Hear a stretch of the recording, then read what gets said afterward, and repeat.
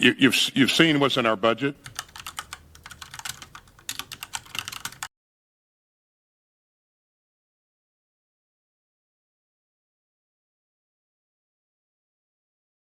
Secretary Austin, why should American taxpayers fund lectures at the National Defense University that promote socialism as a strategy to combat China? It's the National Defense University is an academic institution, and I don't know of any such lecture. But well, that's surprising because it was widely reported. The National Defense University had Thomas Piketty come, and this was the title of his lecture, Responding to China, the Case for Global Justice and Democratic Socialism. So now that you know that they did this, would you agree that embracing socialism is not an effective strategy to combat China?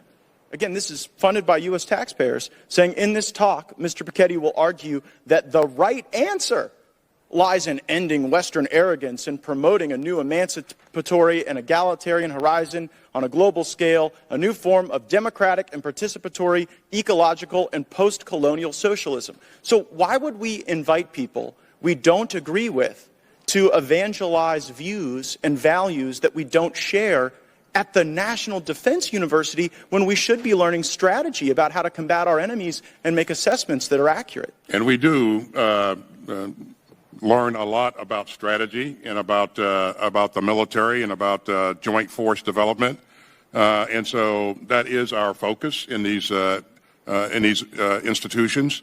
I don't know what the context of this particular or content of this particular speech was. Mr. Secretary, I've shared with you the context. The context wasn't better understand socialism so we can defeat it. The context wasn't learn about it so that we can offer countermeasures. The concept was that it's time for socialism. And the reason I know that's the context is because the lecture was pulled from a book written by Thomas Piketty entitled Time for Socialism. And I just can't help but notice. And so your question was whether or not I control the time. Your question You guys have was been whether blowing or not a lot of calls socialism. lately on The matters answer of is no. strategy, Mr. Secretary. You guys told us that Russia couldn't lose. You told us that the Taliban couldn't immediately win. And so I guess I'm wondering, what in the $773 billion that you're requesting today is going to help you make assessments that are accurate in the face of so many blown calls?